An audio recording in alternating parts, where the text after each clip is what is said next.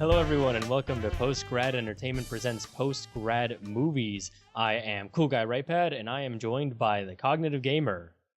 Check. Can you hear me? Check. Check. Are my levels okay? I need a little more bass. Can I have a little more bass in my headphones? A little bit more bass? No. A little more bass. No more bass. No. How about treble? Actually, can I? Give me some snare. There you go. That's a thing they actually ask for. Snare? I don't know. Does your voice have that sort of snarey kind of feel? Do a snare right now. No, I need a drum kit behind me when I do podcasts to keep them. No, do a snare.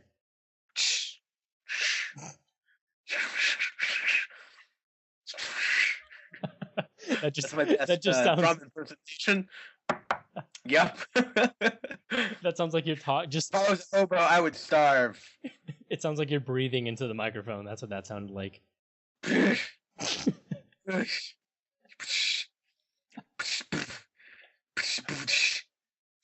This is legitimately the worst start to any podcast that we've done.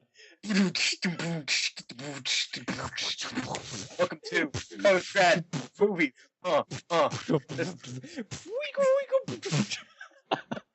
Cool Guy and Cog doing the thing this week, and more snare. I need more snare. Let's do it again. At the end, I'm just gonna be like, "Yo," and drop the mic. And that's the movies for the week. All right. Wow. So what have you been up to this week? That was awful. Oh boy. Yeah. Want to start again? No, that's fine. No? Are you sure? No, we're fine. Test. Can you hear me? Can you hear me? Testing. Testing. I need more snare. More snare, please. Alright, this can die. This is dead. I beat that horse. Okay, I had an interesting week. How was your week, Cool Guy? How was your week? I had an interesting week. You go first. Alright, that's just assuming my week was not as interesting. Which it probably wasn't. I studied. I had midterms this week. And that's all you did? Well, it was also my birthday. Should I say that? Should I say that it's my birthday? It was your birthday. It was my birthday. It was in this general timeline that people can wildly guess. Anyway, it was my birthday. I partied. I dressed up as Harry Potter, like a chubby Latino Harry Potter. You did that? I swear to you, 2 Halloweens ago. One Halloween ago. I did it last year, but this year I went out and bought a legit robe. So, that's pretty cool. Yeah. Next year I'll have a legit wand, and it'll just get better until I beat that horse to death. So, hey. So anyway, yeah, so you can dress, like, all you need for a Harry Potter costume is a lightning bolt on your forehead and a wand app.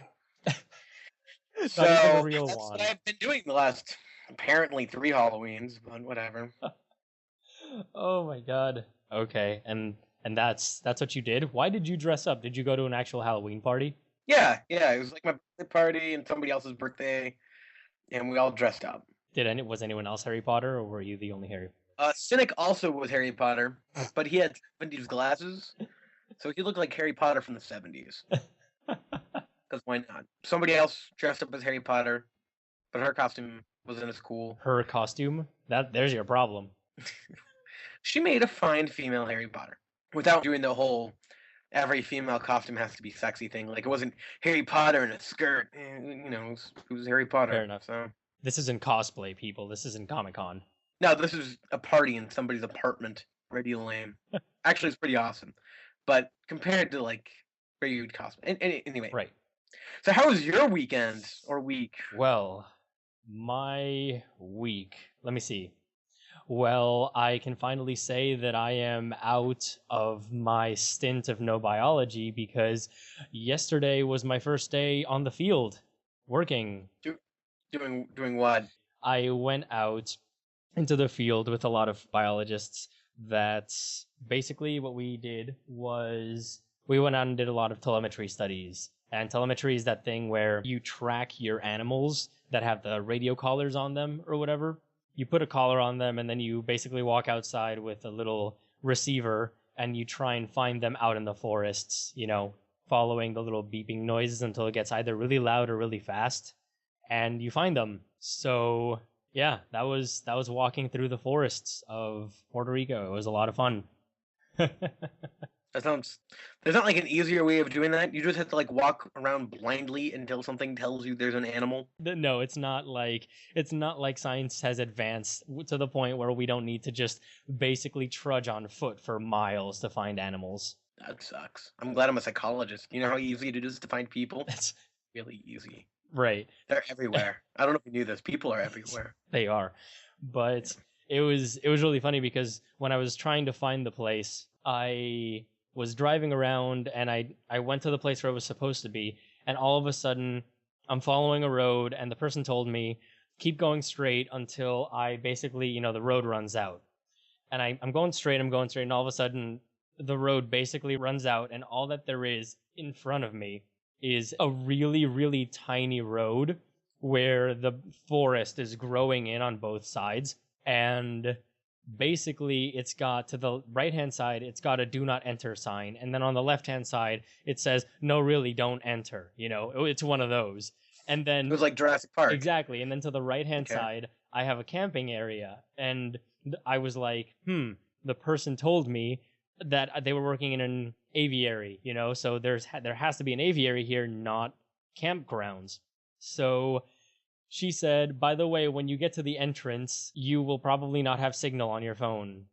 So you will need to, I don't know, do it on your own from that point on. And I checked my phone, and lo and behold, I had no signal.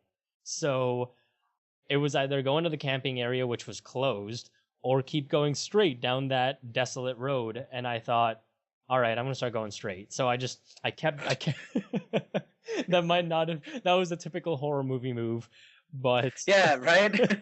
We shouldn't go into this haunted mansion, but let's totally go in this haunted mansion. So I started going in, and I was going and going, and the road kept on twisting and turning. And keep in mind that I drive an Expedition, a Ford Expedition, which is a big car overall. Yeah. And I can totally see that the wheels on my car were basically on both sides of the road. So the road ended, and then my wheels kind of tipped a little bit over the edge. That's how small the road was. And the growth and the thicket started coming in closer and closer until at one point it was knocking into my car. So all I was hearing while I was driving was bumping of the car, just shaking, and then just I hate that sound. And then it's like the screeching of like the branches. exactly, yeah. Oh, But it was on both sides. It was all over. And I started getting worried. I was like, maybe I should turn back. But then I thought about it, and I was like, there's no way to actually turn back because it's a one-way road. I can't just stop my Expedition in the middle of the road and start inch by inch turning in a circle. It's not going to work. right. Until I finally got somewhere where I had signal, and I called her and I asked her, and she said, oh yeah, you go down that road that says don't enter. And I'm like, why does it say don't enter then? And she's like, oh, because we don't want people to come in. So I mean, that makes sense. it does make sense. And then I got all the way to the gate, and the gate said don't enter again, and they let me in, and we Good. hung out, talked biology and whatnot, and went out to do some work. It's actually a conservation group for the Puerto Rican parrot, which is critically endangered, and it is in Arecibo, in a place called Bosque Rio Abajo, completely closed off to the public because it is an attempt at repopulating with these birds. And right now there's like 40, maybe 50 birds out in the wild, and then 200 in captivity, and that's it. It sounds like it pays nothing. Oh, it doesn't at all. We basically get funding and whatnot from other places like that. But I mean, you do what you can. So that was basically what I did yesterday, which was, it was great. It was fun. I thoroughly enjoyed it. Oh, and also I started learning French because I can.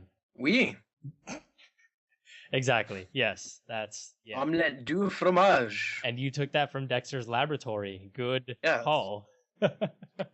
Oh, I also went to a YuGiOh tournament this weekend. Oh, really? And how was that? Yeah. Cynic placed. I didn't come in last. It was an overall victory. Cynic placed where? What location? He tied for 5th. Oh, really? Yeah. That's pretty good. Yeah, there's like 30, there's a little over 30 people at this tournament. Damn. Yeah, for a random Wednesday night, it was pretty awesome and really smelly. Like Like, have you ever been in a room surrounded just by like meat and it's kind of hot, like hot meat? And all of the meat has neck beards, is what you're saying.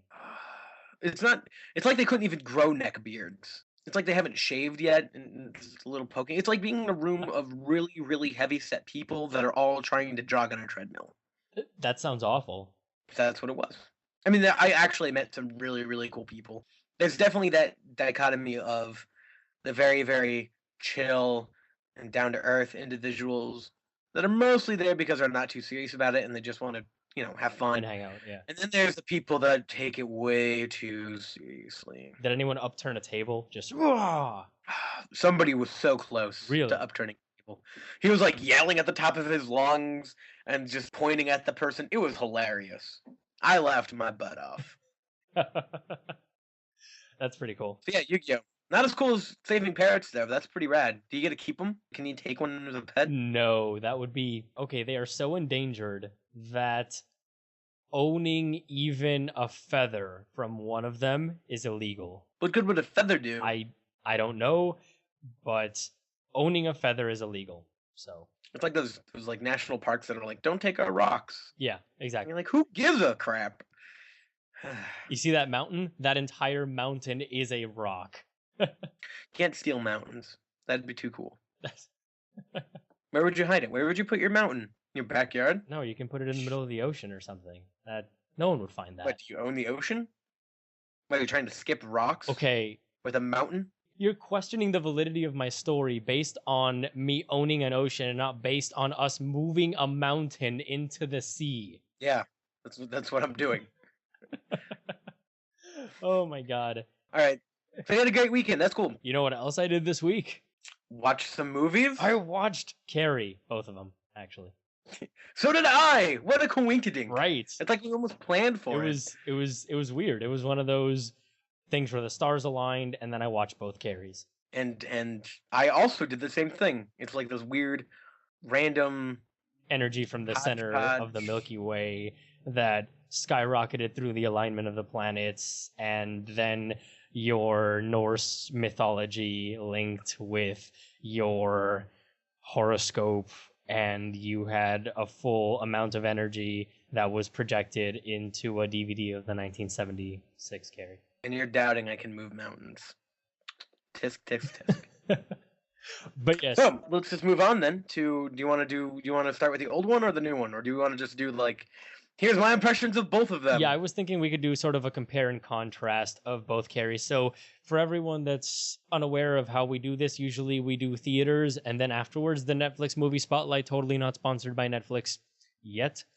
But today we are going to join both of them because the old Carrie, the original, is currently streamable on Netflix, so we watch that. And the new remake Carrie is currently in theaters. So we're going to do sort of a old Carrie versus new Carrie hodgepodge kind of thing. They're practically the same movie. They are. So let's get started then. But before we do, I will give the ratings for each of them based on, obviously, IMDb, Rotten Tomatoes, and Metacritic. And I will also say that the Cognitive Gamer and I decided that we were going to approach the movies a little bit differently this time. The way that I watched the Carries was I watched the original first, and then I watched the theater one. And the Cognitive Gamer did the opposite. He watched the remake, and then he watched the original one. So we decided to kind of flip the way that we approached it. All right. With that being said, let's move on. I will start with the original Carrie. The original Carrie has a 7.4 on IMDb, a 92 on Rotten Tomatoes with a 70% top critic score, and no score on Metacritic. No reviews at all. The remake Carrie currently holds a 6.5 on IMDb, a 49% on Rotten Tomatoes with a 52% top critic score and a 52% Metacritic score. Really? That's too bad. Yes. So yeah, with that we can get started. The original Carrie was directed by Brian De Palma, who also directed Scarface and Mission Impossible, the first one. It stars Sissy Spacek, Amy Irving, Betty Buckley, Piper Laurie, and William Catt. The new Carrie is directed by Kimberly Pierce. It stars Chloe Grace Moretz, Julianne Moore, Judy Greer, Gabriella Wilde, Portia Doubleday, and Ansel Elgort, among others. Obviously, both of these lists are among others, but those are the main cast. So with that, let's get started. The 70s are crazy. So you're saying the original... You forgot to mention John Travolta in the 70s right, version. The original version had John Travolta, which was surprising. Yeah, especially with the amount of slapping and bad boy things going on with him. Yeah, he was crazy, though not as basically psychopathic as the one in the remake. Now, the remake did a way better job with, I think, relationships overall. It did a better job with. Really? Like, especially the mother. The mother was a way, I think, more fleshed out character in the remake. See, the thing is, what I realized was that the original was trying to convey a lot more through the cinematography and through the characters acting without dialogue itself than the remake. The remake basically spoon-fed you everything. The characters were like... Yeah, so essentially what it did was take Carrie the original and then mixed it together with Final Destination type horror movie. Yeah. And then gave you this end product. Yeah, so let's actually start with the beginning. What did you think of the beginning of both movies compared? They're the same. Literally, shot for shot, both movies were the same. Really? Well, one was in the water and one was on a volleyball court. Right. But like, about the... how it started with, like, just her in a corner? That was almost shot for shot. Right, but what about the birth scene? That's what I'm talking about. Oh, the birth scene. Right. That was intense and awesome, but it was absent from the old one. Right. So, I thought you meant when Carrie was actually introduced. Oh, no. But the birth scene, I thought, was really intense and a great way to start a horror movie. Because it's gripping and sort of just throws you right into the whole scenario. Oh, yeah. It was great. It was tense. So, did you like the beginning better for the remake with that birth scene or without it? I don't think we can compare the beginning of the old movie and the new movie by the birth scene, because the birth scene is kind of additional. Right. So the birth scene was definitely a great addition in how it was portrayed as a horror movie, because essentially what it did to the original was make it more of a cliche horror movie. Right. Like a modern cliche horror movie instead of a 70s not so cliche horror movie, because horror movies weren't cliche then. Yeah, it was the first Stephen King movie. So, yeah, I really liked the birth scene just because it was intense. And again, it helped flesh out the mother's character. Like, if she didn't realize that she was pregnant and that, but in fact she did, so it was part of her psychosis. And yeah, right. What do you think? See, I think the birth scene was a little bit over the top when compared to the rest of the movie, because the birth scene starts you off with something that you would expect out of modern horror, and then all of a sudden the rest of the movie basically had nothing going on except for overall telekinesis until the end. And that's when it got till crazy. the end, which is so over the top, it was ridiculous. But we'll get there. and then after that, after the birth scene, I feel both of them started pretty well.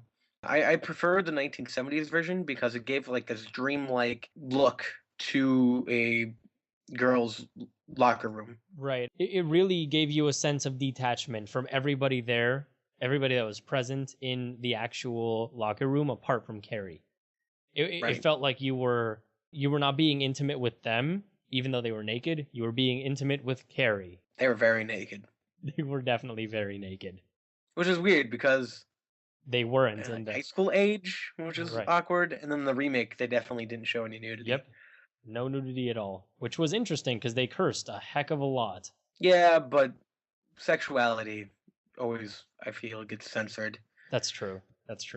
And that's in American cinema. Right. And that's really it's really interesting though that the fact that there was a lot more cursing in the remake than there was in the old one. I mean, there was cursing in the old one, obviously, tons of stuff, but there was definitely a lot more. I guess you were comfortable a lot more with nudity. I think it's because of the fact that nudity is the idea that you're vulnerable. You know, there's nothing covering you. You are basically prone to anything that can hurt you from your surroundings when you're not protected.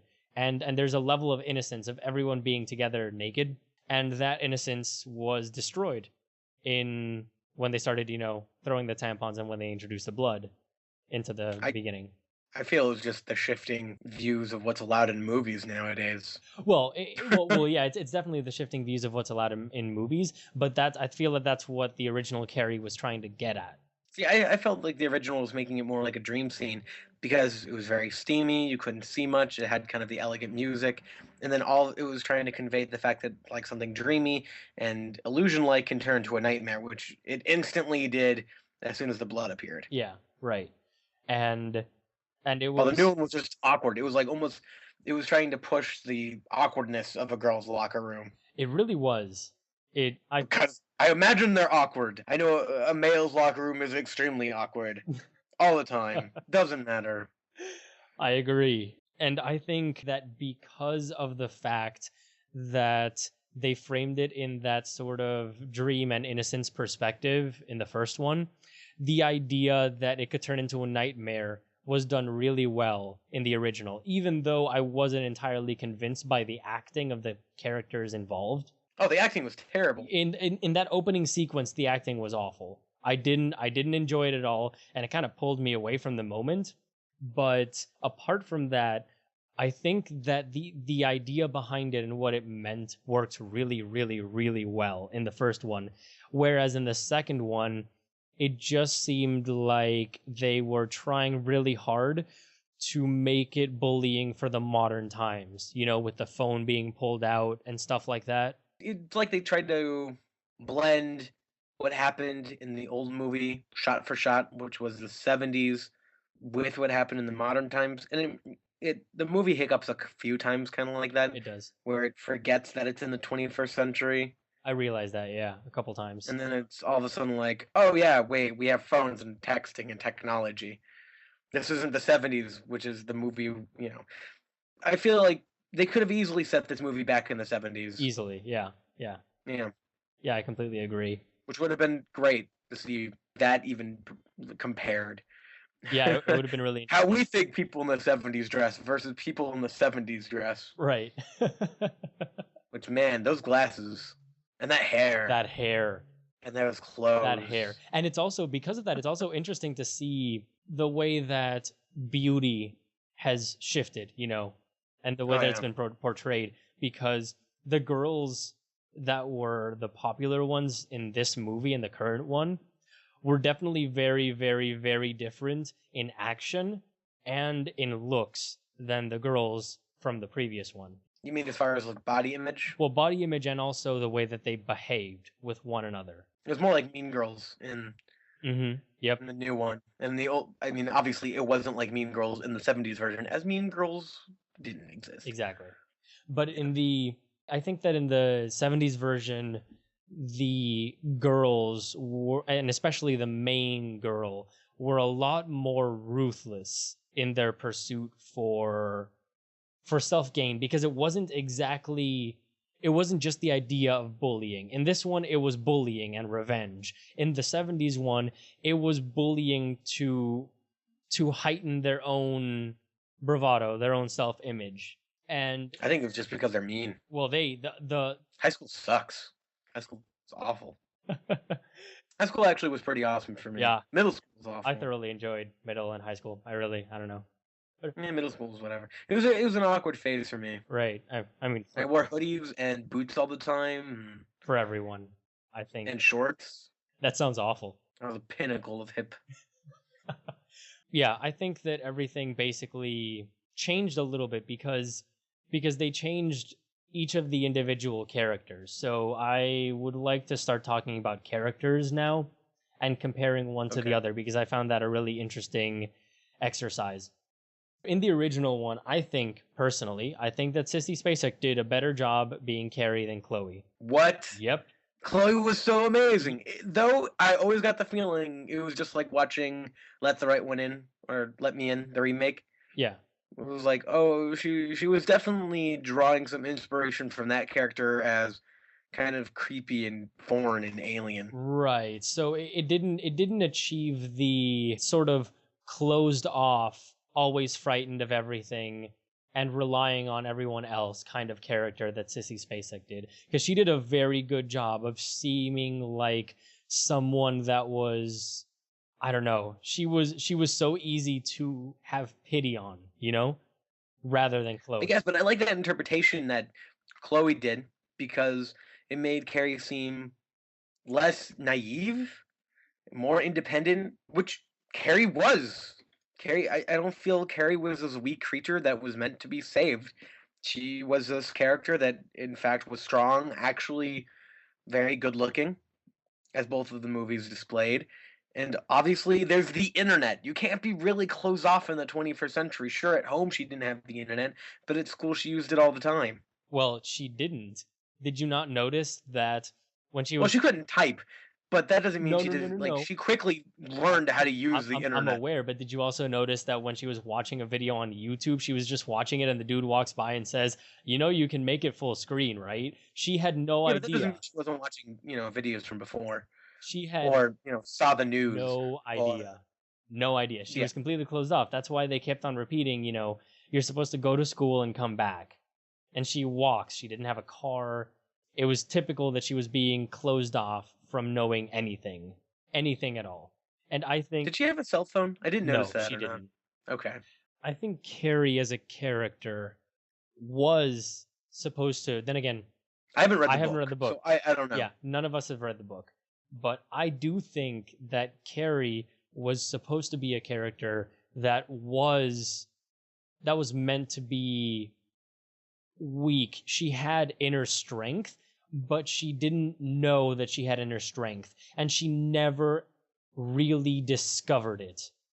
She knew what she had, but she was afraid to use it. It wasn't that she was a strong female lead, it's that she was an unwilling female lead. And I think that is what separates the Carrie from the 1970s to the Carrie from now. But it could be a different interpretation. And what I'm saying is that Chloe had a interpretation that Carrie, in fact, was actually pretty strong and sort of outgoing. I mean, even in that beginning scene, she was laughing along with the other girls. She wanted that need to be accepted, and she was willing to torture her mother for it. Um, so I feel like Chloe's interpretation, or the writer's interpretation of the New Age Carrie's interpretation of Carrie, led to a more independent Carrie, that she wanted this and she was willing to do whatever it took to become normal. Right, which I don't think was as successful as the original Carrie, but that's a personal view. But in the original Carrie, that wasn't present. In the original Carrie, you had this girl that just kind of rolled with the punches. It put Carrie almost in the background in the original, which I never really liked about the story. From after watching these two, I'm like, okay, so there's this girl with telekinesis, and she can do all this awesome stuff, and she's a background character. What are you doing? Well, that's the way that Stephen King writes. It's not that necessarily that she's a background character. It's just that everything doesn't go wrong up until the end. I get his perspective. It was, what would it be like to go to high school with somebody who had these powers, not if you knew this person with powers. Right. But which I feel the latter would make a more interesting horror movie, but whatever. Right. It really put the spotlight back on Carrie and her family, and at least a little bit more. Right. And because the original had, I didn't even know who the mother was until like the end of the original. What do you mean? So let's move into the mom. Okay. So there's the beginning scene with her selling Bibles. Yes. Is that right? Yes. Yeah. So you get that she's religious to a very blunt point of being crazy. You're gonna burn in hell, whatever. But you never got the fact that she was a complete whack job. Are you? While in the new remake, are you kidding me? Are you? You did there's something definitely under the surface, and it wasn't as blunt. Oh come on! She was crazy. She I'm not saying she wasn't she was crazy. insane with Carrie, and she would toss her into a room to pray, and then would pray with her. You could tell that she was crazy. No. That's not what I'm saying. I'm saying she was almost more down to earth in her insanity, as compared to the new Carrie, which was she scratched herself until she bled. She would start hurting herself if she didn't get what she wanted. She obviously had some mental disturbances. While in the 1970s version, she was just kind of insane. If that makes any sense. Ish. Yeah. Okay. But I think that speaking about the mother, and we can talk about the entire movie in relation to the mother now, as opposed to Carrie. I think. Can I make? Yeah. Can I make this point? Go for it. The mother in the new one was way more violent. Definitely. Which I felt made the end game of her stabbing her own daughter more believable, especially with showing the birth scene. I can agree with because that. In the 1970s, like, it's kind of weird because I saw the original first, so I'm like, she's totally gonna stab her daughter, but is she? I don't even know. No wait, you saw the remake first. That's what I meant. Okay. Yeah, that's what. Yeah, I saw the remake first, so I know that in the 70s version, that Carrie's gonna get stabbed. Yeah. But it almost wouldn't make sense for her to get stabbed, besides a few lines of dialogue. See, I think that in the new movie, they tried to make the mother out to be a really bad person, and they did that by dressing her a specific way, keeping her hair in a specific way as well, apart from the obvious scratching and the obvious stabbing stuff. But right. Besides the obvious stabbing, besides the really straightforward stabbing herself sections. Right. But I think they did that, even in the beginning when they were driving home from school, and Carrie says that she doesn't want to go in, and then the mother is standing, and she's standing in the shade, dressed in black, and then everything else is in sunlight. It's really obvious that they're trying to paint her in a negative light. And, oh yeah, totally. And she didn't really become a character in this movie, in the remake. She didn't really become a character, I guess, that you were wary of as much as a character that you thought, she's insane, she's crazy, and she's going to end up doing something. In the original Carrie, she seemed like more of a character that you were wary of because you knew that something was not right. You could sense it, but it wasn't explicit. And you also knew that she was kind of crazy in her beliefs about Carrie as well. So, right. So it was kind of a more subtle hinting of what was going on with the mother. And the mother, you saw where Carrie got her views. The mother wasn't crazy forceful. She wasn't completely insane. Sometimes she bent to the will of Carrie. She didn't need to be shut up by Carrie with her powers. She didn't need that. Carrie would just kind of scare her into submission. The mom was almost as weak as Carrie was, and they kind of traded off how strong each of them were based on the scene. Whereas in this one, the mom was always crazy, and she was always basically in control. Even until the end. Even though she died, she was still in control of Carrie. Still. Which I liked. I mean, that was the whole point, right? It definitely established a protagonist that's like the most despicable person for locking her daughter in a closet, for yelling at her for no reason, for ignoring her, for not telling her things, for lying to her. That's true. Yet Carrie still loved her. That's true, but see, the thing is, it's like I said in the beginning, the original movie didn't spoon feed you things. This movie does. This movie says, with the way it's filmed, the wardrobe, and with the actions, it tells you this person is bad, hate them. This person is good, like them. This person will have a change of heart. It was a horror movie. From the beginning, I'm saying, like, both movies were very cheesy and campy, but for completely different reasons. That's true, but the remake could have done better. I'm not saying that Oh, yeah. No, I'm not saying the remake is amazing, or I don't even know if I want to call it a good movie. Right. But I like what they did with the family dynamic, more so than the 70s than the original version. one? Okay, then let's talk about a really interesting character, which is the gym teacher. I liked the original gym teacher better than the new one. I did too. But at the same time, that casual slapping of the 70s. That was She was slapping everybody. She really was. Oh my And the god. 70s movie displayed it and was like, whatever, people get slapped. And then the remake, it was Sorry about like people slapping you. like, gasped when the teacher hit the student. And it was so weird to see in the 70s, like 30 years ago. It was whatever, you could slap your kid silly. Heck yeah. Totally fine. And then the new ones, she slapped him and had to apologize, like, I'm really sorry for slapping you. I'm like, if you slapped the student, you'd be fired instantly.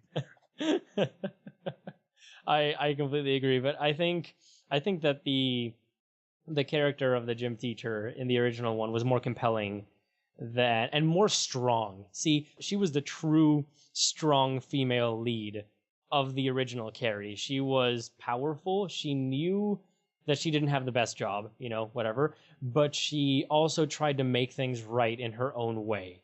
You know what I mean? Yeah. No. I agree. I think the gym teacher, but the gym teacher in the new one was kind of insane, and I liked that. How was she kind of insane? She slapped Carrie, and then she blackmailed a high school student. She purposely propelled gossip. She was very active in the gossip. That's not crazy. That's just intelligent, except for the slapping bit. But she did it in a weird way. Like, I need to know more about these students so I can hold it above them instead of being, I'm just really interested in my student's life. That's true. Yeah, that's true. But that it was way more Mean Girls. Yeah, that's what it got. It was like Carrie the remake was Mean Girls with a girl that can move things with her mind. That's a really funny comparison. Kind of true.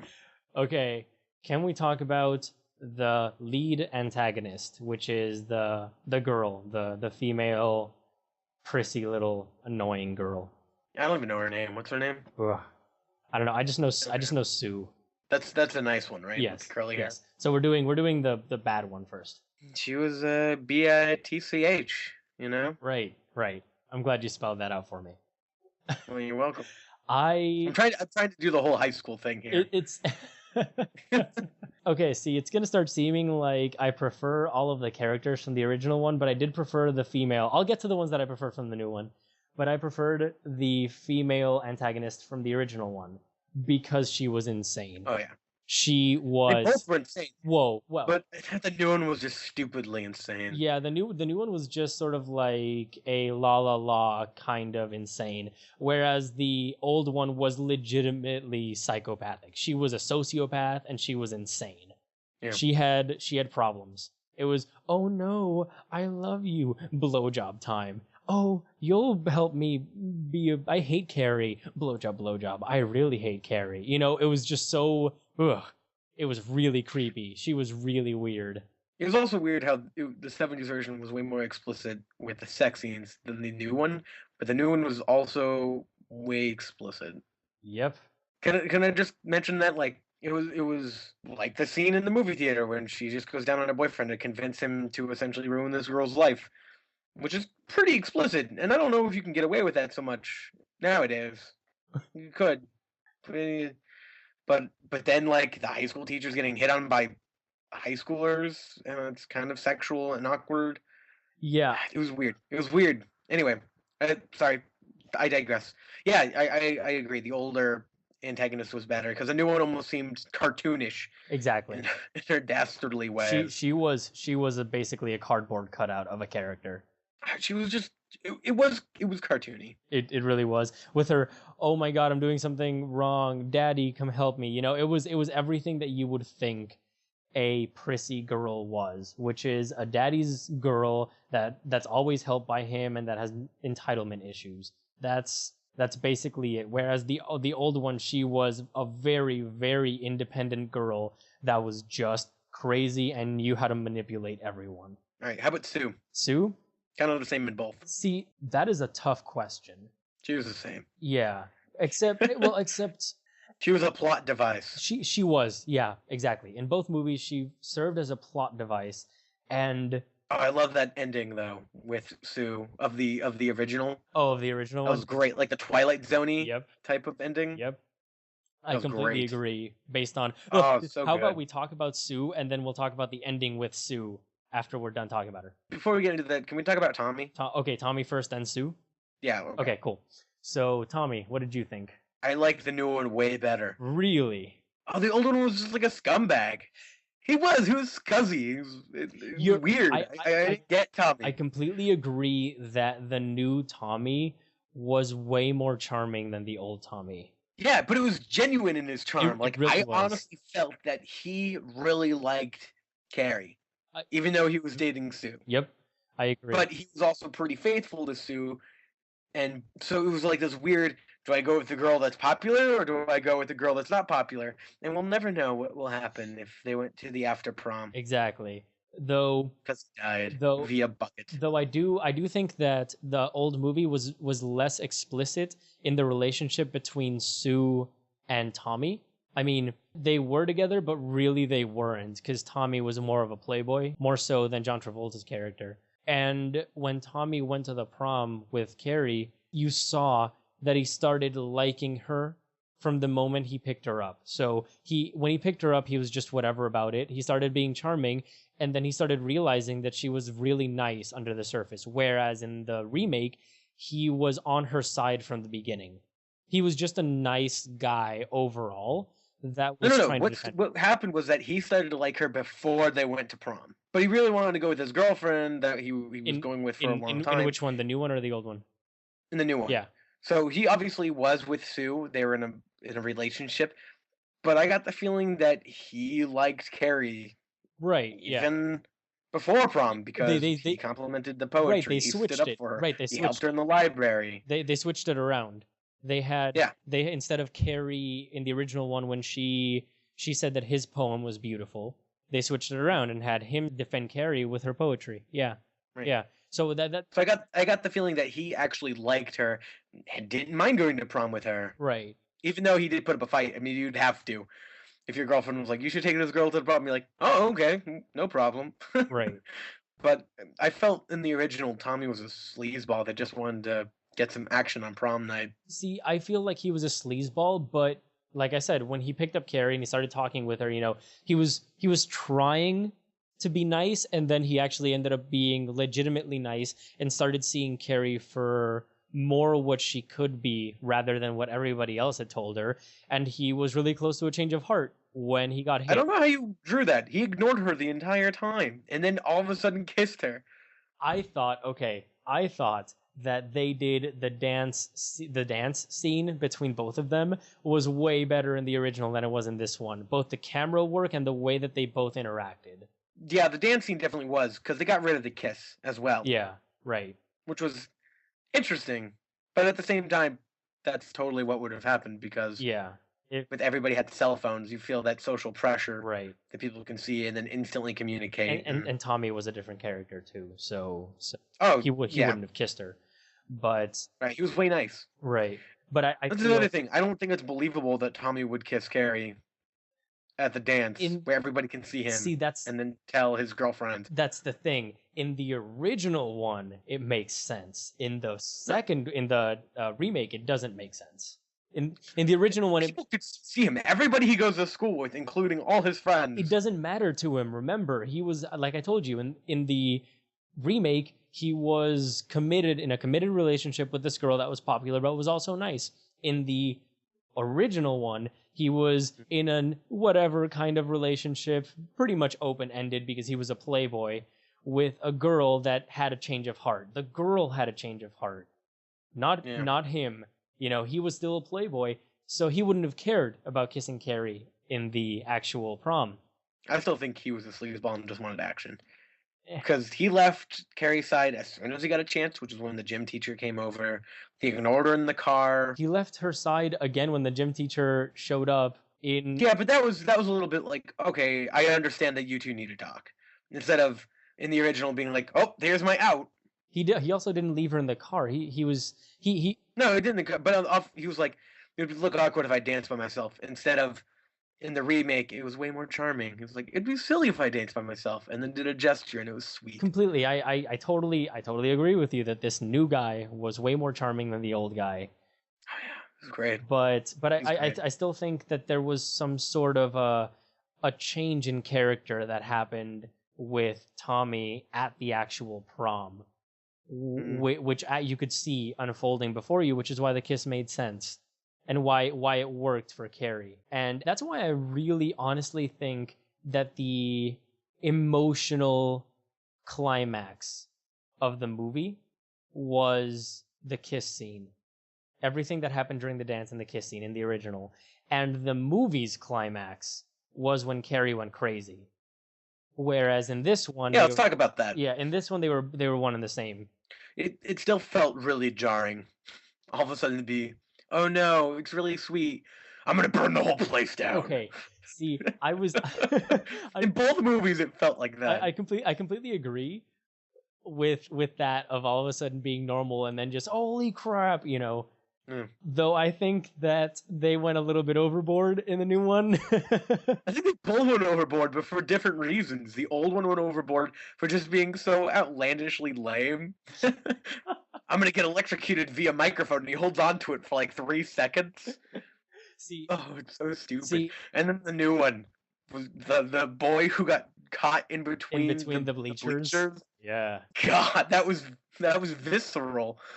So and totally stupid. The thing is, this remake focused its climax differently than the original movie.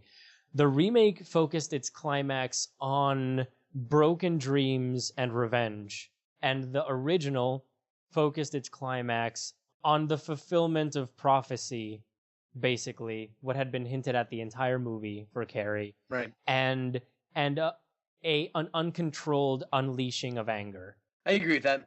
I think the original made it feel like, I mean, they killed how everybody died almost an accident. Yeah, and then the new one, it was, I'm gonna murder everybody.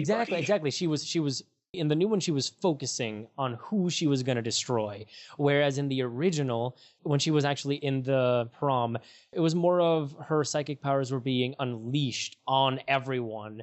And that's why nice characters like the gym teacher who tried to help her out died, you know? It was collateral damage, basically, of her explosion of anger that she couldn't control. Did you like how the director split the screen in the original? What do you mean how the director split the screen? Oh. Like had two... Right. Like showed Carrie on the left and then people on the right. I just was... I cringed at how bad that was. That was really weird. I don't know how I felt about that. It was so bad. It was so bad. It was really weird. I mean, it was definitely like you see those kind of early mistakes in camera work where they try to get a little experimental and it totally doesn't work. That's what it was. It sort of works, but you have to have something dynamic. You just don't split the screen down the middle and have one character on the left doing action and then things happening on the right.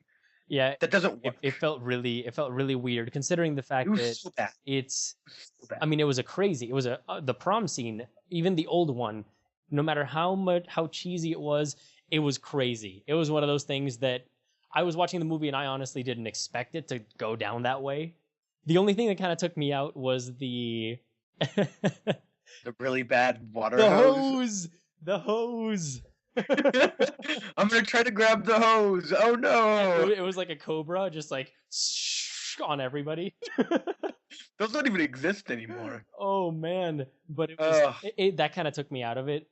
Though I really bad effects. Though I love the fact that the water hose killed someone, just spraying water, and then someone's like, "No, dead." But the scene in the gym at prom in the new one was awesome. I agree. The prom scene, they definitely upped what happened, and I enjoyed how she exploded in the first bit and just blew everybody out. That really worked well. I would have liked for them to keep the concept of the original, you know, her not controlling her powers and then just getting away from her and then her being shocked.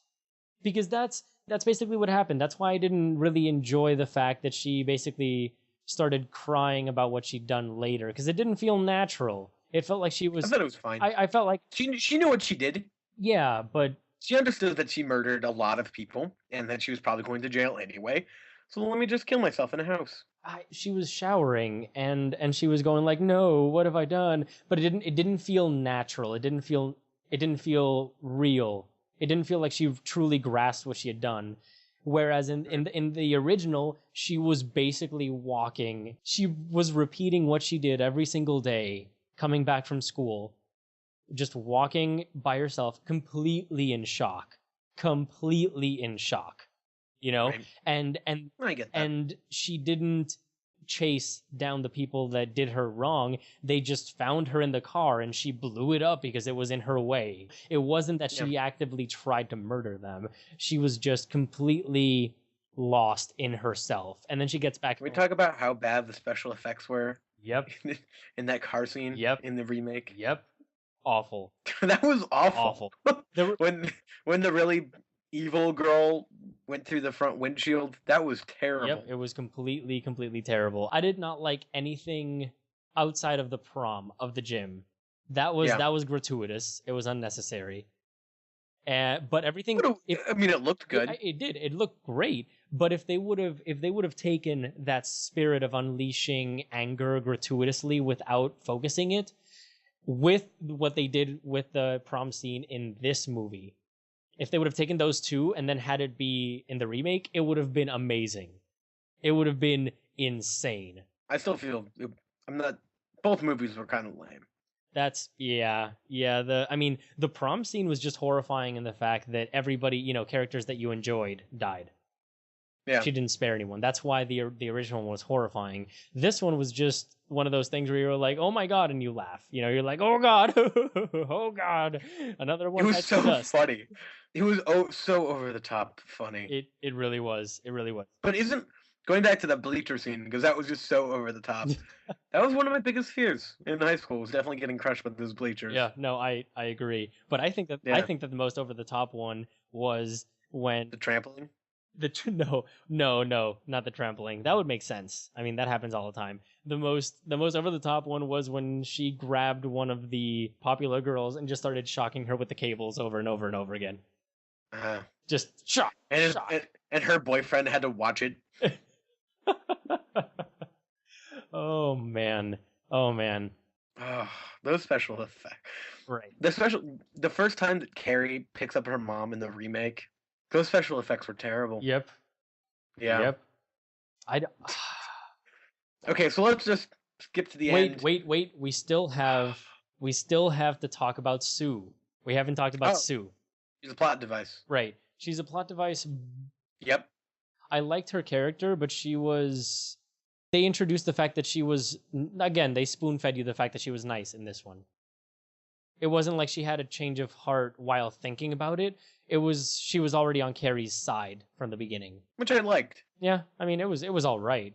Like you said, she was a plot device. Yeah, she moved the story forward. Yes. Okay, so. Yep. So go on. What were we going to talk about the ending? Just the fact that the original had a Twilight Zone ending, where kind of Sue goes insane and she has to essentially go to therapy or whatever for her psychosis. The remake with the grave splitting was just so bad. It was so cliche in a current horror kind of way.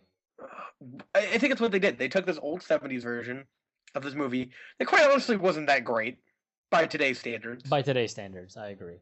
Try to make it good by today's standards of a cheesy horror movie like Final Destination, and made exactly that. They made an okay horror movie. Yep. And I preferred the ending of the original one because of the fact that you could see that her choices were still haunting her. Yeah. It wasn't in it again, they spoon-fed you at the end of this one. They were like, she was just a normal girl that wanted to be treated nicely, and she could have, but then we pushed her too far. It was the obvious. It was. Yeah. So I do think that the original is slightly better than this one. I wouldn't agree with the 92% that it has on Rotten Tomatoes normally. I feel like that's from the 70s, and I feel like this movie was almost inventive in the 70s. It was. I wouldn't agree with the 92%, but I would agree with around a 75 or an 80% for I'd say 70, which is what the top critics give it on Rotten Tomatoes. So I would say 75, maybe 80. to push it. Indeed. But Yeah. but I definitely think that the original one was a stronger work than the remake, because the remake kind of didn't take itself seriously. It was pushing fringe characters, characters that were extremes of certain things. Yeah.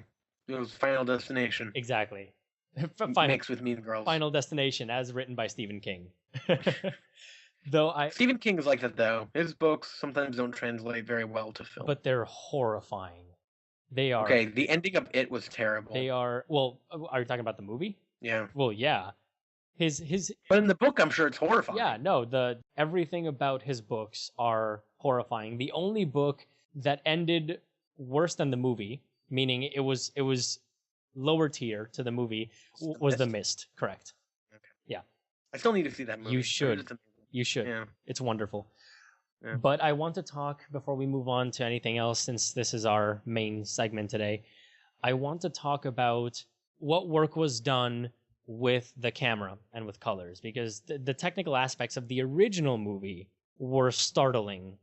Because let's get real here, the only redeeming quality movie-wise of the remake was that fantastic, I'm going to call it fantastic because it was fantastic, the fantastic shot when Carrie's walking back and she's, completely soaked, and she stands in the middle of the road in blood. Yeah, in blood, and the camera tilts to around what appeared to be 75 or 80 degrees, and she was completely diagonally in frame, and then she starts walking towards the house and the camera follows her exactly like that. That was excellent. That was wonderful. That was a great scene. It was a great shot. Did they also put Chloe in just dried blood? Because she walked like she was covered in dried blood. She did. I have no idea. I don't know. That would be interesting to find out. I'm sure she actually had dried blood all over her. That's gross. Or makeup, like dried fake blood. Yeah. Because she was walking. Have you ever been covered in like fake blood like that? Yes. It gets really sticky. Yeah. It's really hard to move. I completely agree. Yeah. Yeah. So I want to focus specifically on a certain technique that as soon as I saw it, I could not believe that they were using it in Carrie. This technique was invented around that time-ish, give or take. The 70s? Yeah, around that area.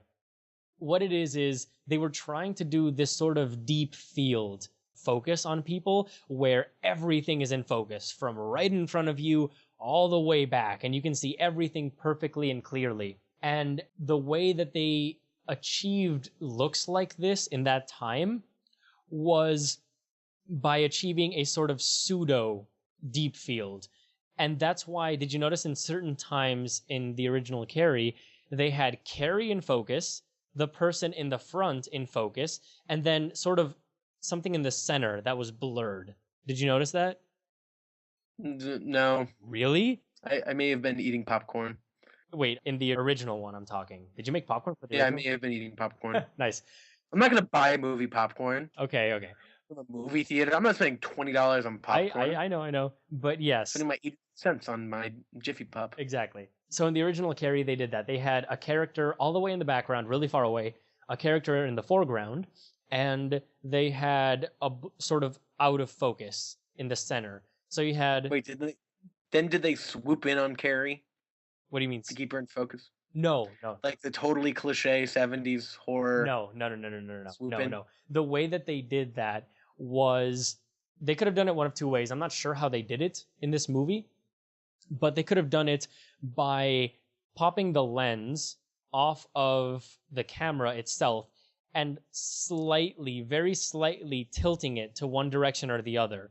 That way, the light that is coming in through the lens will be able to focus a little bit closer to one side and then a little bit farther away to the other, and then everything in between will be out of focus. So you literally pop the lens off the camera. The other way is by using something called the split focus diopter. And what that basically does is it makes one section of your lens nearsighted and the other farsighted, or you can have it nearsighted and then normal. So what that'll do is you can focus on a character in the background or the foreground, and then you'll have a blurred line in the center, and everything apart from that will be in focus. So you'll have a character in the foreground, blur, character in the background. And they used that technique a heck of a lot in this movie. And it was used a lot in that sort of time area. And I thoroughly enjoyed it because I hadn't really noticed it before in any other movies that I'd watched, because before I watched movies and I didn't really pay attention to stuff like that. But as soon as that appeared the first time in the old Carrie, I had to do a double take. I thought, no way, that is so cool that they're actually using that, and they used it throughout the movie.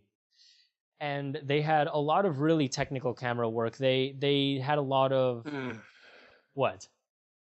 It's painful. Why is it painful? They had a lot. Your nerd rant is painful. Oh, come on. They had a lot of fantastic dollying. They had a lot of fantastic handheld shots when they were necessary. When Carrie went crazy, it was all handheld. It was great. It was great. And then he did Scarface. And then he did Scarface. Yeah. Which is also a pretty good movie. It is. But yes, I really enjoyed that. The camera work was really great in the original Carrie, and if nothing else that you take from that movie, take away the camera work, because it was awesome. And this is where we lost most of our audience. I don't think so. That's why they just turned it off. Like, oh my god. Shut up about lenses. Go back to talking about female nudity in the 70s. Okay, fine. So I think... No, let's not. So no, I please. think... Wait a second. Let's move on. Wait a second. I think... What's the next section? I think that Carrie's mom's death in the original was better executed based on her character. Because in the original one, did you notice that when she was getting stabbed, it was almost pleasurable for her? Did you not get that impression? Yeah, I kind of got that. It was weird. Yeah, it made me feel really weird. The whole scene was weird, though. That's true, but I think they would have done really well if they emulated that in the new one, when she was, because she knows she self-inflicted pain to herself, and it would have been... But getting stabbed would be scary as hell, especially by floating knives. That's true, but I think that she should have felt a little bit of pleasure from that experience. Death by floating knives. Yes. Okay. What's next? So now we're done. We're done speaking at length about the two movies. So now we're gonna... scroll for mediocre. So I would... As far as story, plot, and everything like that goes, they're pretty mediocre. Mm-hmm. Yep. But I would recommend the original over the newer version. The newer version is the original. It's the same movie. The newer version is one that you watch with a group of people to laugh at a movie, I guess.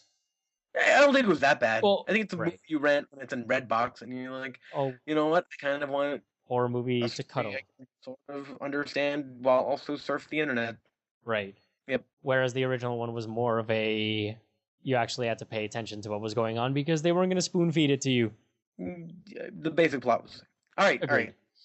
All right. Okay, so moving on to new on DVD and Blu-ray and theaters. We have new on DVD and Blu-ray, The Conjuring, Awesome. The Internship. Not awesome. Not awesome. Not awesome. I don't know. I haven't seen it. The greatest comedy to come out in 2005. Before Midnight, The Way, Way Back, and Only God Forgives. Only God Forgives is the one that was directed by the guy that did Drive, yeah? Oh! Yeah, that's... I heard that movie was terrible. Yeah, I heard mixed reviews about that movie. Yeah. But, I mean, it looks the same style as Drive. But anyway. But not Drive, because Drive was awesome. Anyway, yes, I agree. New in theaters, we have The Counselor, Bad Grandpa, and in limited release, Blue is the Warmest Color, Capital, and Spinning Plates. Those are all 3 different movies, or is it Capital, Spinning Plates? That's definitely, they're 3 different movies. Okay. But yeah, the Counselor looks really interesting. It's the Ridley Scott one. Yep. So it looks pretty cool. It's got A-list cast, and they're all great actors. So except for Cameron Diaz. Yeah, except for Cameron Diaz. I don't like her. I really don't like her, and I don't think she's attractive. And I don't either. She's used as the attractive person a lot in movies. I don't get it. She looks like she smoked way too much. You know who she reminds me of? She reminds me of someone that would grow old and become that slug monster from Monsters, Inc. Wazowski. That's weird that I can see that. Right? It's just the face. The face. It makes sense. Yeah, the face. I don't like her face. Yeah. I mean, her... Yeah. Anyway, Bad Grandpa looks ridiculous. It's Jackass. I don't know. It looks basically like a Borat clone with a grandpa and a kid. Yep. And I mean, Yep. there's certain things that look really funny in it, obviously, but it seems like one of those movies that'll be hit and miss with its joke. You know. I don't like shock humor. Really? Did you like Borat? It was all right. I thoroughly enjoyed Borat. I thought it was a great movie. I feel the same about the Jackass movies. I'm just kind of like, whatever. Yeah, the Jackass movies are more meh. Though the But Borat, I was, again, whatever. Shock humor. Yeah, no, it's true. It's definitely. No, I get the appeal. This is not my thing. Fair enough. Yeah. Okay, so moving on from new on DVD and Blu-ray and theaters, we have the news. What movie news do we have? Was that my job? Yep, that's your job. Okay. Testing. Job it up.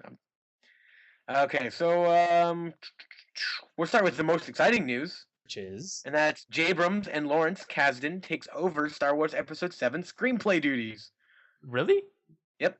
So Abrams is taking over. According to IGN.com, the new writing team is Abrams and Lawrence Kasdan. Lawrence Kasdan was the guy that did Empire, yeah?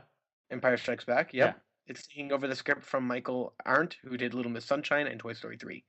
So that's interesting, because I thought that the guy from Empire was doing it from the get-go. I wasn't aware that that it was a Little Miss Sunshine guy the whole time before. That was announced like a year ago. Huh. Oh, well, that's cool. Then that's awesome. I'm kind of excited. Yeah. That's good news. Well, sort of. I don't know. I was looking forward to somebody kind of detached from the old movies writing a new one. Right. But though it'll definitely feel interesting, because we'll have you have the writing of the originals and then the writing of the new, and then the writing of the originals in a new movie, which will be really interesting to see, because isn't that what everybody wanted? The spirit of the original movies and new movies. That's what everybody wanted. That's what I want. Well, that's not what I want. I'll never get what I want, though. That's true.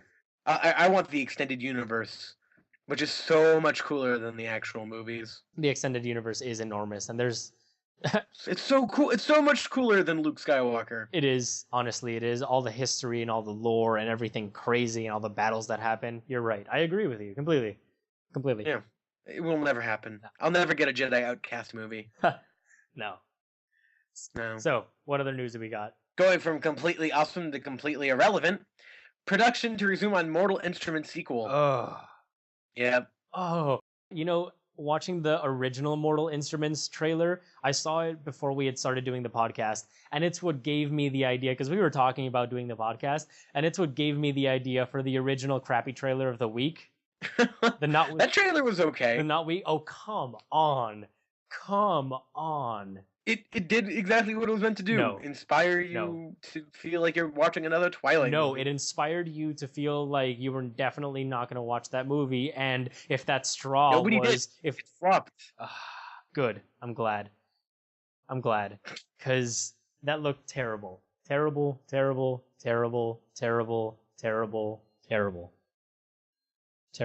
And there was a movie trailer I remember seeing, it was about like witches, but it looked really bad. I don't even remember. Anyway, that was stupid. Anyway. I shouldn't have brought. Anyway. So yeah, dumb. Yeah, Mortal Instruments sequel coming. Ooh. As of right now. Ugh. It was stopped about a month ago because the original performed so poorly at the box office. There, somebody was saying, "Yeah, we should stop. Knock it off.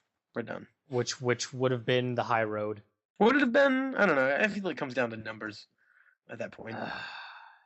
Yeah. All right. We have two pieces of news that are pretty related to each other. Okay. Kind of. So, The Monuments Men is pushed to 2014. Okay. Which looks awesome. It does. I really want to see that movie. I agree. It's the one with George Clooney, Matt Damon, John Goodman. All of those A-listers. Who am I missing? Basically. I'm missing other people. But anyway, it's about the people in World War II that go to save artwork. Yep. And it looks awesome. It does. Yep. So, and what's the other bit of news?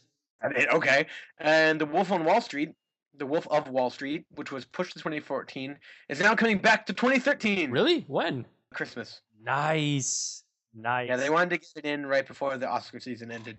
I'm really excited for that movie. I really am. Me too. It seems like a dark, happy movie. Like everyone in it is a character you love to hate, because they're so they have bravado and they're so suave and they're so awesome. But You light cigars with $100 bills. right, exactly. Yeah, no, you want to hate those people, you know? So Yeah. I really enjoyed it. And it's a Scorsese film, so it's going to have a lot of dark comedy. Though, admittedly, in the trailer, it's all fun and games up until about 15 seconds before the trailer ends. And then it starts going like, yeah. And you start seeing just everything escalating so quickly. And then money falling all over. And Leonardo DiCaprio is crawling on the floor crying. And everything's exploding. And then cars are going crazy. And things are cutting people. And then it's over. And you wonder what the heck just happened. I'm glad Jonah Hill is fat again. Right. Yeah. I agree. Skinny Jonah was terrifying. Yeah, he was. That was weird. It was really, really strange. Oh, I didn't want. He's almost back to normal Jonah Hill. I mean, he was really big for Get Him to the Greek, like too big, and he's like, "Dude, you need to lose some weight." And then he got really skinny, and it was creepy. Anyway, so yeah, it's still rumored that he'll come, that the movie will come to 2013. But as of right now, if it still believes earlier rumors, it'll still come out on January 17th. But hopefully it comes out this Christmas, because really, what else is going to win an Oscar this year? I can't think of anything right off the top of my head. Gravity. Besides Gravity. Gravity will just sweep. Yeah, like that's literally the only movie I can think of. It's gonna sweep.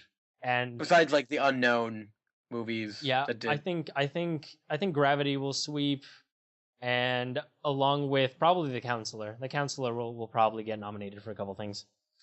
It's gonna be those unknown movies that came out this year, I feel. Right, in Canes, and that was it. Yeah, like they came to limited theater, and everyone seemed to love, but nobody ever saw. 12 Years a Slave. That one's also gonna get nominated. You think? Yes, definitely. What's the other one? The Butler? Yes, The Butler. Maybe. Okay. All right, I can see that. So Lee Daniels is The Butler, and I have two bits of news. We should just make this a whole other podcast. Oh, definitely. I agree. Potential Oscar. I agree. Just Oscar talk in general. As soon as the first group of films, all of the nominees come out, we'll have a podcast on it. Yeah. Okay. Yeah, get the fuck out. So I have two bits of news. The first one is I'm not done. Oh, fine. Go. Okay. Netflix is interested in the movie business. Were they just interested in TV first? No? I mean, making their own original movies. Oh, really? So Netflix original movies, basically? Apart from Netflix original shows, like what they've been doing now? So, I mean, they made House of Cards, Orange is the New Black, and Arrested Development. Right. It's now hinting at the fact that Netflix will make a movie, though this was hinted at before with Arrested Development. Right, the Arrested Development movie. Season 4, which Arrested Development was either going to become a season or a movie, and it may become both now. So, a season and a movie. Well, we will keep our eyes peeled for that. That's interesting. I certainly hope that they bring the intensity and the awesomeness of House of Cards, because that was a really great show. And also Orange is the New Black, though I'm more of a fan of House of Cards. But I hope that they bring the same style and I guess the film in a similar way, because they filmed really well. Because you can film a TV show really crappy, but they... Yeah, I still need to see House of Cards, but I really enjoyed season 4 of Arrested Development. I enjoyed it as well. It was different. Especially Job's timeline. I agree. Job was hilarious. Oh, so good. Job, oh my god. Michael was terrible. That whole thing was stupid. I agree. Michael was really annoying and kind of forced, but I love Job's timeline. It was so good. So good. The end. Job and Buster's. The last 4 episodes maybe. Yeah. They were fantastic. Oh yeah, totally. Like it didn't pick up until the end, but the ending was great. It was. I agree. And I hope that they mix a little bit of this with the original, with the original sense of wittiness. So you're just saying everybody's dreams now. I know, they'll never come true. But yeah. All right, what news do you have? So my news is that BBC's Sherlock is coming back on January the 19th for its 3rd season. I know it's a television show and it's not movie related, but let's get real here. Each of the episodes is like an hour and a half long. It's basically a movie. I haven't seen Sherlock. You've never seen it? No. You should watch it. It's on Netflix. That's what everybody says. Watch at least the first episode. It's such a good series. Such a good one. That's what people, So yeah. I just don't have time. I know. It's I'm already watching enough crap. For the podcast. For the podcast, and I'm also watching How I Met Your Mother. Oh, right. Walking Dead. Did it start already? Yeah, it's in episode 2. Oh my Episode God. 3 comes out this Sunday. Okay, I'm gonna have to start watching that now. Damn it. Yeah, exactly. Agents of Agents of Shield, Shield. Yep. which has been pretty mediocre. I think it's been decent. Yeah, I feel like it's doing okay.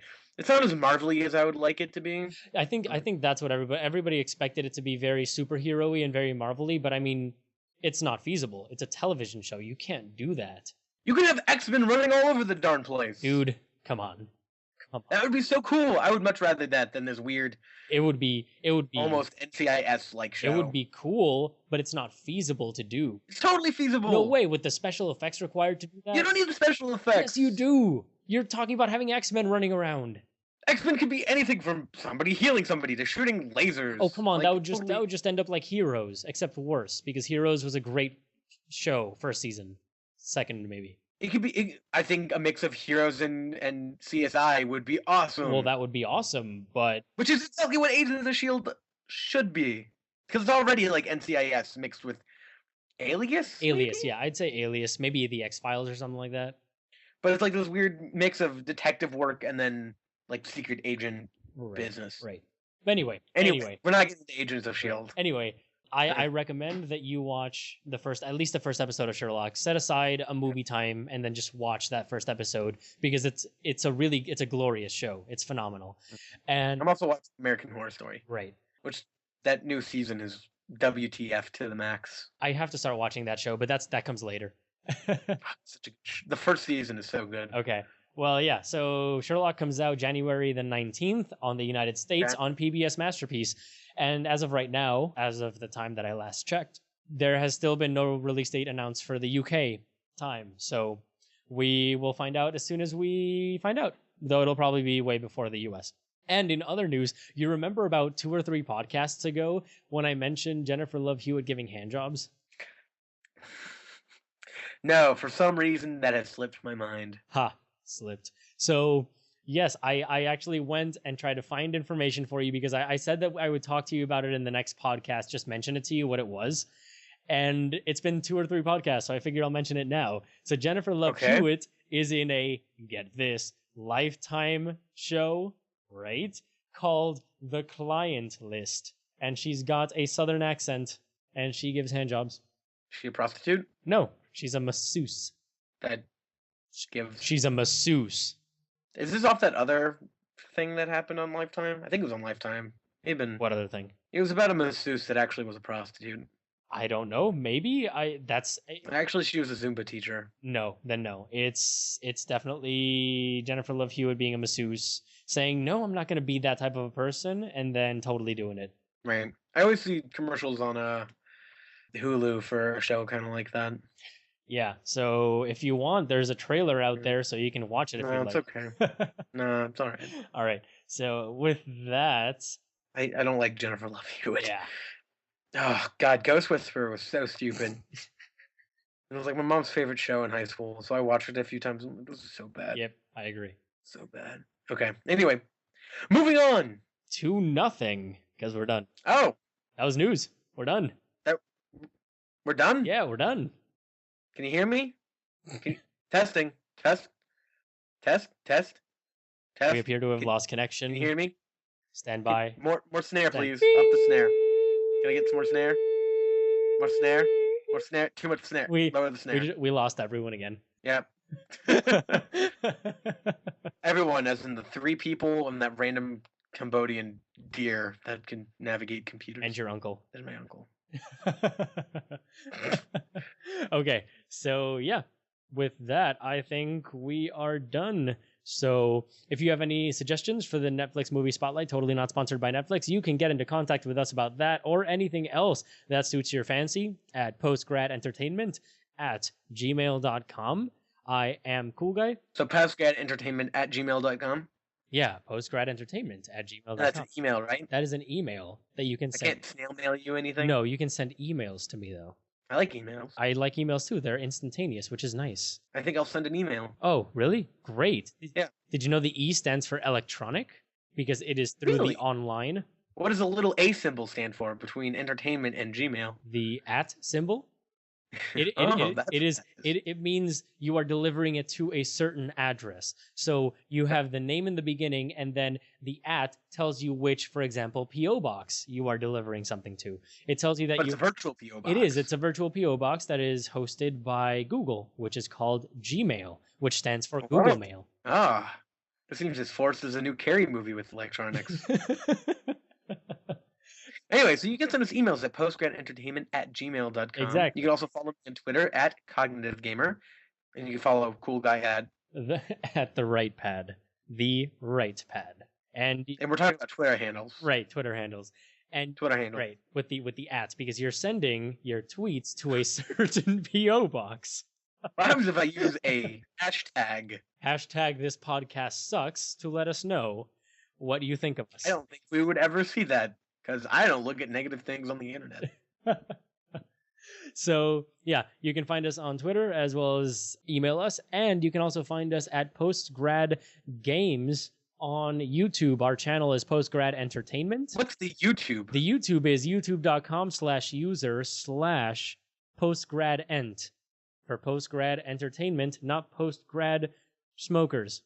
We're not that. We don't imbibe in the marijuanas. You can also go to YouTube and just type in PostGrad Games, all one word, and we pop up right there. Yep. We do a lot of Let's Plays. Basically hanging out. It's the same as the podcast. It's basically hanging out with us while we play games. Pretty much. Yep. So if you like it, definitely leave a comment, like a video, subscribe, and whatnots. And you can also find the Cognitive Gamer elsewhere, so go ahead and give your spiel. You can catch some of my articles at electricfeast.com. Currently I have a review of Pokemon Y and X, but I played Y. Right. It's the same game. And it's up right now. It's on the electricfeast.com Pokemon review. And it was all right. I mean, it's good. No. It's really good. It's really good, just not amazing. No. I'm saying and IGN. Oh yeah, I have a blog on IGN. Yeah, you always. Cognitive Gamer. I'm glad that you're like, You don't want to talk about Pokemon? Pokemon's great. Yeah. I mean, it's good. I mean, I'm essentially playing the same game I played 10 years ago. That's pretty cool. Yeah, I guess. I mean, come on. What did you expect? It's Pokemon. I was expecting something different. I don't know. Dude, it's Pokemon. Yeah. As long as they keep on delivering consistent awesomeness, I'm okay with that. I mean, they're not. It's whatever. It's Pokemon. It's perfect for playing 20-minute bursts. Fair enough. Unless it's Nick, which is almost done with the game. He's almost. Damn. He's like 40 hours in. Holy crap. And it came out a week and a half ago. Jeez. Yeah. I mean, he's essentially beaten the game, but he's played way more than me. Because essentially you can beat the game in about 25 hours if you just plow your way through. Right. But he's training so many Pokemon, it's ridiculous. Yeah. He's putting way more work than I am. Then again, he also has an intricate knowledge of Pokemon, so... Yeah, I don't care. I'm like, this one's fluffy. Yeah, that's Cynic25 is our Pokemon and YuGiOh contributor to PostGrad Games, and he's insane. Yeah, he is. He has so much knowledge about those things. I don't even know. Whenever I get one of his videos and I have to edit it, it's insane. He's just, I'm a Kiri deck and blah blah blah, and then he uses this guy and that little trap card and blah blah blah, and this Pokemon he's probably gonna start with Nidoqueen, and yep, he started with Nidoqueen. He's probably gonna go with that. I'm gonna slow him down. I think I can survive the spikes. I don't even know. He talks so fast. Testing. That's how I was at the YuGiOh tournament. Really? Yesterday. Really? I was totally lost. I'm like, here's my deck. What are you using? I've never seen that before. Well, I'm gonna get swamped. How am I supposed to play against stuff I've never seen before? Yeah, and then Cynic just walks up and be like, "Oh, you're facing that? That's crazy!" I'm like, "Yeah, it sure is." But golly. Yeah, it was. Yeah, and then I'll like be watching another match, and they're just saying random names, and he's so fascinated and be like, "Wow, I can't believe he used that card to counter that card." And I haven't seen that play in years, and I'm like, "What?" Okay. It's whatever. It's insane. I have the utmost respect for him because he is such a knowledgeable individual about those things. It's crazy. It's crazy. I can't even begin to comprehend it. Yeah. But then again, he's never seen the Avengers. Right. Okay, so obviously this is how you spend your time. Right. Right. Anyway, we'll stop ranting. All right. So with that, We would like to thank you all for tuning in, and if you like this podcast, you can go ahead and share it with friends and or family and or your cat. Just make sure your cat has an iTunes account. You can find us on iTunes, and you can also find us on Podomatic. So with that, thank you all. This is PostGrad Movies, and we will catch you next week.